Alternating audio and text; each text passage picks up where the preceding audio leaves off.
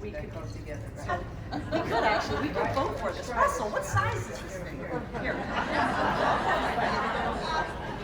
Can we do this?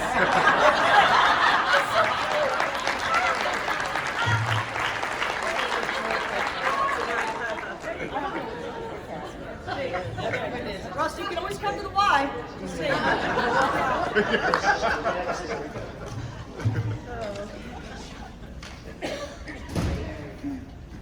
Okay, well, good morning, everybody.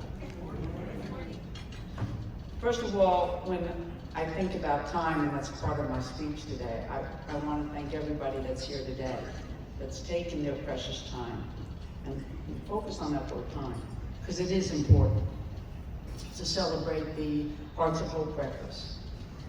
Although each and every group here represented has their own mission, and that's very obvious, I'm pleased to see 4 amazing organizations coming together, and we talk about coming together, to support our local youth with behavioral issues. In thinking about this morning's event, I was reminded of a wonderful quote by Helen Keller. Alone we can do so little, but together we can do so much. I deeply believe this, which is why I'm here today. I was asked to speak this morning, by Russell actually, to share my journey into the world of philanthropy. And it's been a long journey. 73 years of age, 50 years in the industry. And I'm pleased to offer my own life experience. I was motivated by so many different people. And although I was raised with a very strong sense of the importance of giving back, it was not until I began working with the charity Ride for Riverview. Some of you are familiar with it. It's some 20 years ago, which combined my love of horses. I rode then. I don't ride now. There's a reason. I fell off a lot. So as you get older, you know, those bones don't heal as much. With a very personal mission to support those affected by cancer, that I truly began to experience the tremendous sense of fulfillment that philanthropy can bring.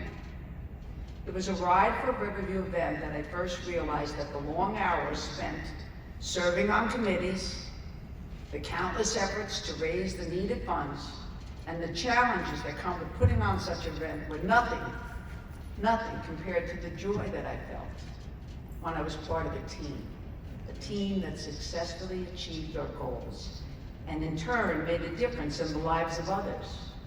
The friendships I formed along the way, and the passion that I found in serving others set me on a path of commitment to serve that's led me here today. In my journey, I've had the opportunity to be associated with so many wonderful causes, too numerous to name, but several who are mentioned here today and are being honored here today.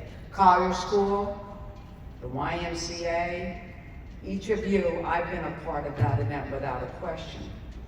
And I have had the pleasure of serving, and I find new friends, CFC Loud and Clear, as I said, the YMCA, there is the Promise House, so many different people. And I truly find that in giving, people thank me. And I say, no, don't thank me, because in giving, I have found that it's I that receive the greatest gift.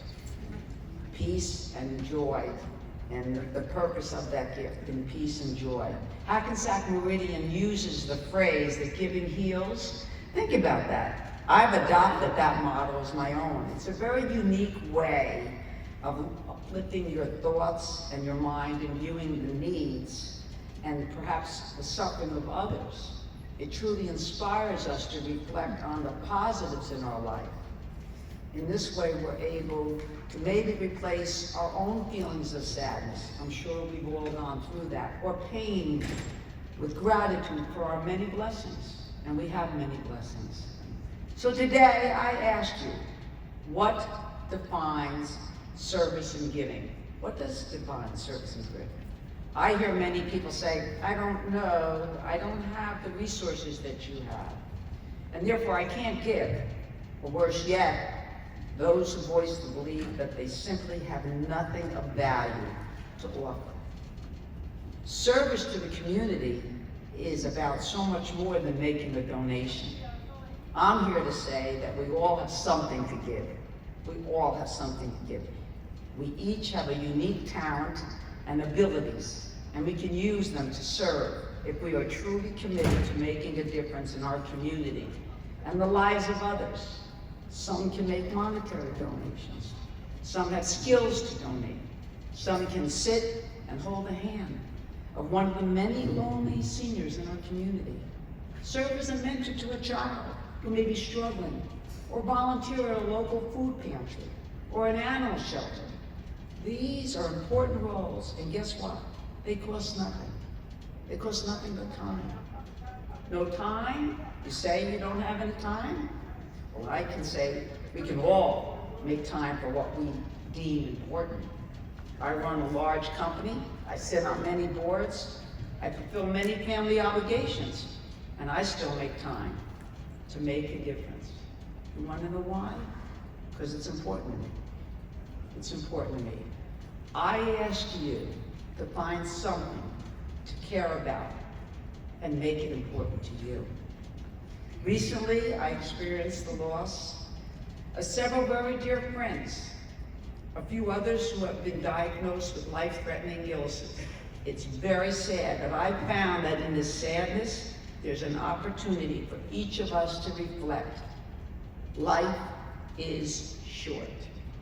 So when you think, I'm busy today, but I'll work to change the world tomorrow, when I have more time, more money, more resources, more to offer, I implore you to instead replace that thought with, I will begin to change the world today. Build your legacy, build your character, build your commitment. Just don't think of the person you would like to be. Dreams are wonderful, but it's an action that creates a change.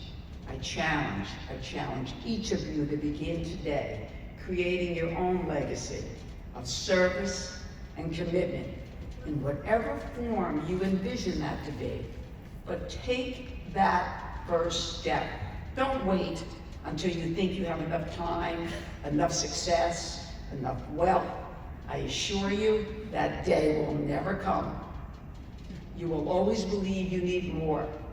But if you begin doing whatever you can today, the feelings of wealth and success you desire will follow you, and your spirit will soar. So please, find what inspires you, and never ever stop working to be the best that you can be at whatever brings you joy and passion. If you do this, I promise you, you'll find a wonderful sense of belonging, along with feelings of fulfillment and satisfaction that will bring you peace, and great peace.